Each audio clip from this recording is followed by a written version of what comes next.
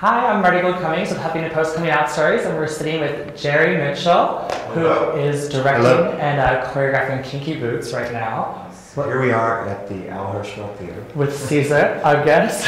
Or Mark Anthony. We're not sure who that is. Not sure. He's good looking. He's my future boyfriend. But we're here with Jerry, who to me is just like, you're legendary.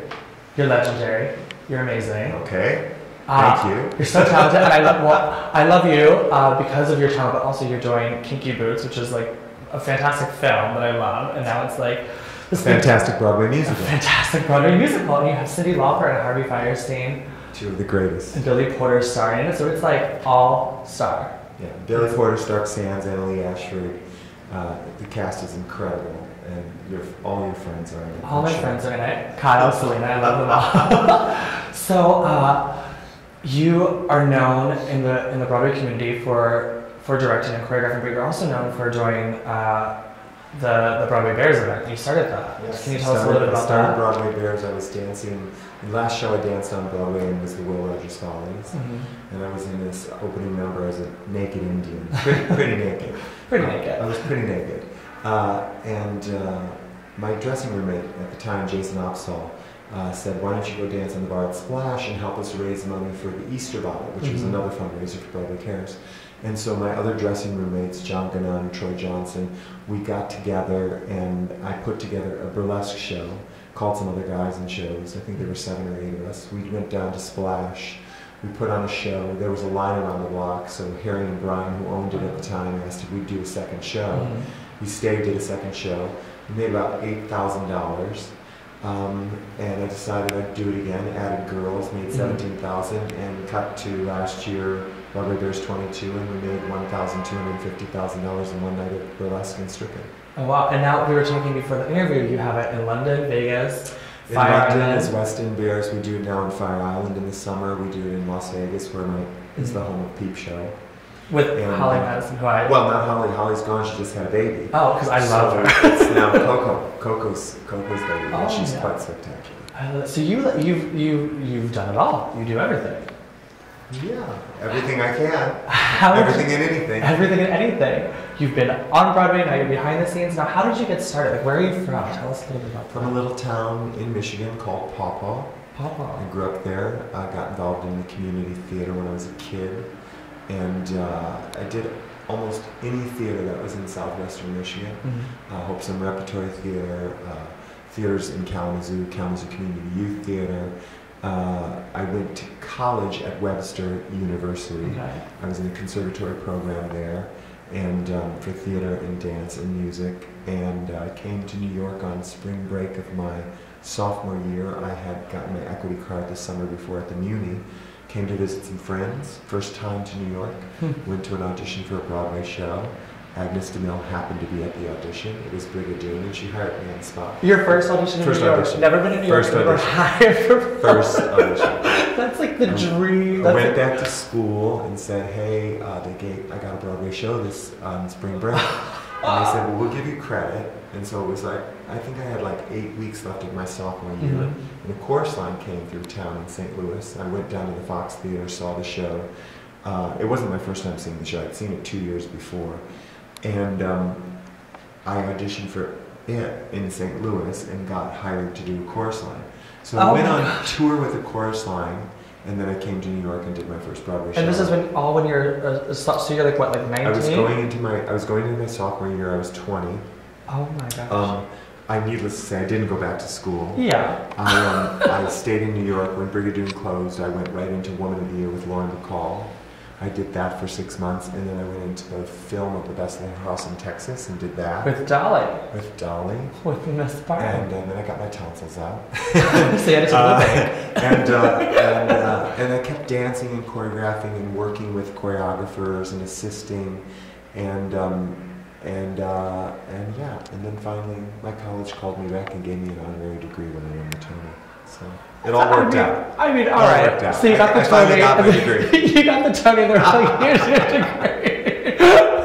That's amazing. Yeah. So how many total, performance-wise, how many Broadway shows have you been in on stage? I was in Barnum, Woman of the Year. I think after that, no, I was in Brigadoon first, Woman of the Year, I think was Barnum was third, I think, then On Your Toes, and then Will Rogers. That was it on Broadway. And then you started doing choreography. I did some tours, and I was always working as the assistant, the associate. I was choreographing. I did my first professional job choreographing on my vacation from On Your Toes, because I remember having to ask the producer for 2 weeks. I only had 1 week, and I needed 2 to choreograph a production of Joseph the Amazing Technicolor Dreamcoat at the Chanhassen Dinner Theater in Minneapolis. And he gave me the extra week. It was a wonderful producer, Alfred De Liagra, and we did it on a handshake backstage behind the curtain. Oh, wow. He said, "If you stay for another 6 months, I'll give you 2 weeks." And I said, "Yes, Mr. De Liagra." He gave me 2 weeks. I would choreograph my first union contract, STC contract as a choreographer. This is what I love about doing interviews. You like find out so much. Like I just love that, and like I had no idea that that's like how you got started. And I just love the whole. And then I worked. You know, I assisted Michael Bennett on a musical called Scandal that never made it to Broadway. It starred Susie Coates and Treat Williams. It was written by Jimmy Webb and Trudy Silverman, and it was very much about a husband who cheats on his wife, so his wife decides she's going to cheat on him, and she has sex with everybody and everyone. And it was being put together right at the beginning of the AIDS crisis, and then Michael came down, with AIDS, and that ended that show. And then I went to London and was associate choreographer on Follies with Bob Amian. I came back, and then I was asked by Jerome Robbins to work with him on Jerome Robbins' Broadway, so I created that show with him, helped him recreate all of that stuff. And then I started doing my own stuff. This is like everything I wanted as a child to like hear is like happening right now. What I love is that there's so much, I can hear it, like drive and passion, like coming to New York, auditioning, get it, and then just work, and then like you've not stopped since. I love that. It's not work, it's what I love to do. Yeah. I've been very fortunate. I've never for one day felt really like I'm working. That's really something, to have that sort of as your life. It really is a gift. To find what you love and what makes you passionate. Yeah. I never feel like I'm at work. Well, you have a great job. So. I do. So what is your family like back in Michigan think of all this? My family is amazing. Yeah. My family will be here in 2 weeks. For the opening? All of them. Yes, they'll all be here for the opening. My mother is no longer with us. She passed away 2 years ago. But they have been here through it all. Yeah. Through it all. They've been my biggest supporters. They're just incredible. 2 older brothers. And 2 older brothers also. And they're quite sensational. So when you came out to your family, were you pretty young? Was this like... No, I was actually pretty old. Really? Yeah. My coming out story is really interesting because I'm a lot older than probably most of the people you know. And there was no Will and Grace on television. Yeah. And there was no, there were no characters. There was nobody to kind of like take a... I didn't know a gay person until I got to college. I didn't know another gay person until I got to college.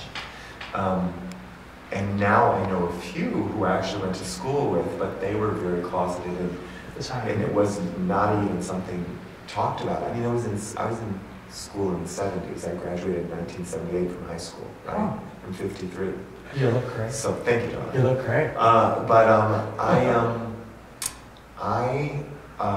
went to college and met my first partner, and fell madly in love with him. And of course, I was out on campus because everyone was out on campus. I was at a very liberal school, Western University, had a conservatory program, and it was very clear there were gay people all around. And I was finally in a new place, and it was quite exciting to be there.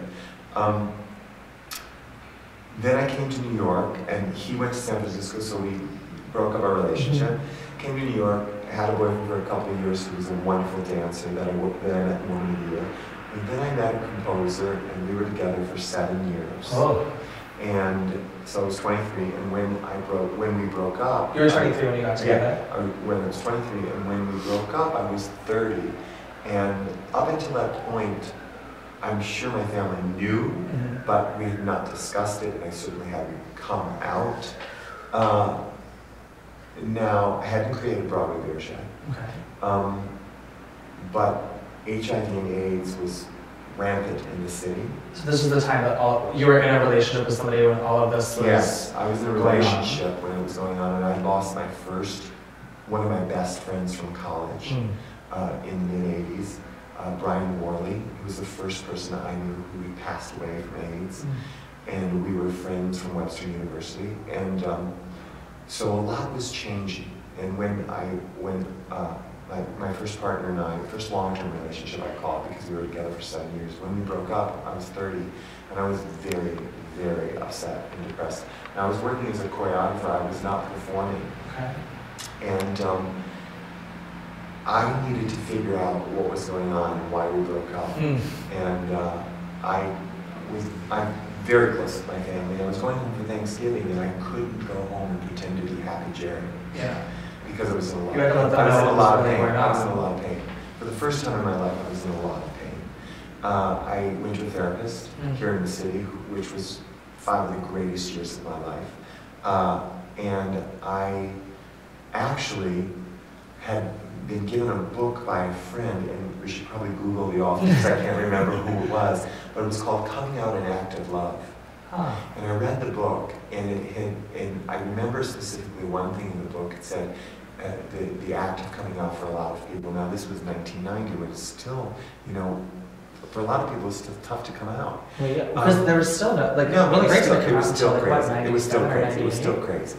Yeah. So he said, draw a target, make a target, and put the people that matter most to you in the bullseye, and put all of the other people in there that are close friends, relatives, work, close friends, distant friends, people you meet on the street. Yeah.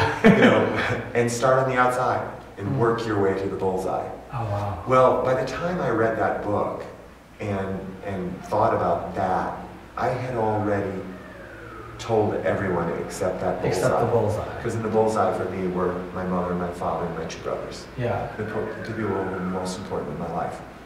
And the suggestion was to write it in a letter in the book, because you can state exactly what you feel. And so I did. And I sent the letter to them a week before I was supposed to go home for Thanksgiving. And I put a letter to my mother and father, and in the letter I put a letter for both of my brothers. Oh, wow. They got the letter and called immediately my father on the phone. We love you. Come home for Thanksgiving. We want you here. We love you. We love you. All I can remember is that all of them said, we love you. We love you. We love you. And ultimately, for gay men and women, I think the issue is that you come to a moment in your life, it doesn't really matter what age you are. It matters about, the moment is what matters. When you realize that who you are is more important than anything else in your life in order to move forward. Even the love of a parent, you're willing to risk that, losing it. Yeah. That's really, for me, certainly for me, my experience was that, because people can say whatever they want to say about being gay. It is not a choice. Yeah. We know that, you know that, I know that. Most people who are intelligent, I think, understand and know that. And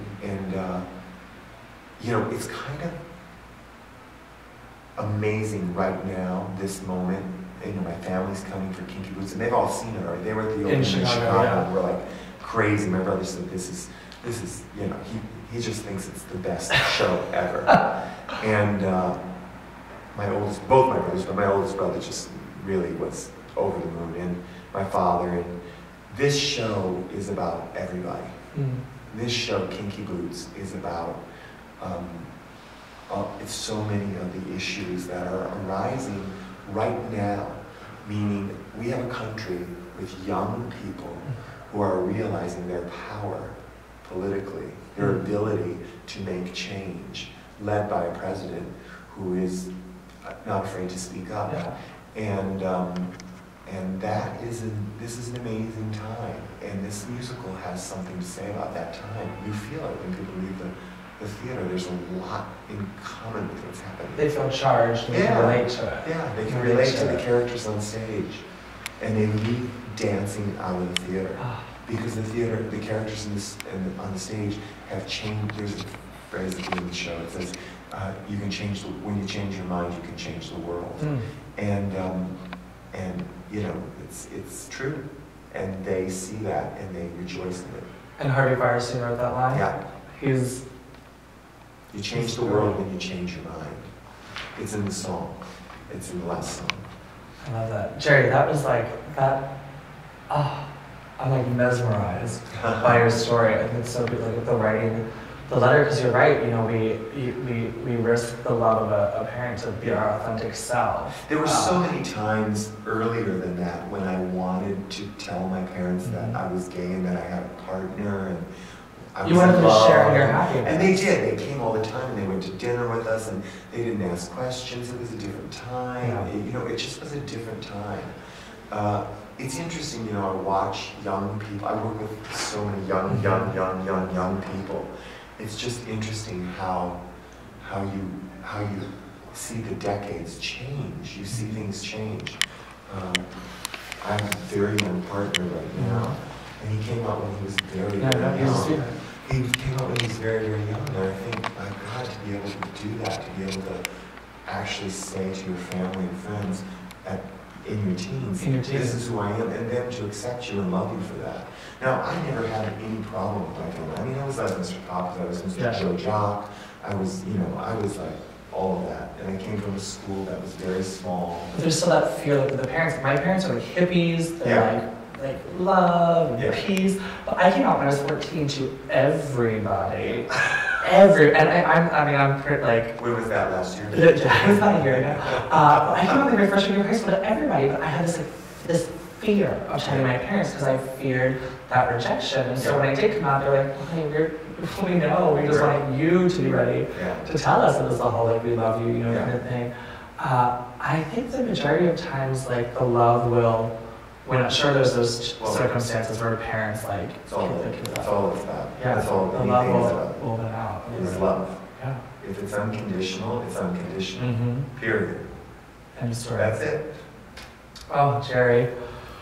I'm gonna Google that author and find out who that is. Is it some shrink? Some kind of shrink. That's fine if he knows. Thank you for sitting down with us. My pleasure. It was a beautiful story, and I think that will give a lot of young people the hope and the courage to. So will Kinky Boots. So will Kinky Boots, which opens officially April 4th, right here at the Al Hirschfeld Theater on 45th Street. Kinky Boots is definitely for the young, for the old, and for everyone in between. For everyone in between. So be sure you check out Kinky Boots here at the Al Hirschfeld Theater, opening on April 4th. It's in previews now. And I will see you at the Tony Awards, because I know that's coming your way for this. Let's hope. Thank you so much, Thank sir. I you. appreciate it. Thanks. Cool. Oh, that was beautiful. I was like transparent. Thank you so much. You're so welcome. That was so beautiful. Thank you. Oh, I can't wait to see the show.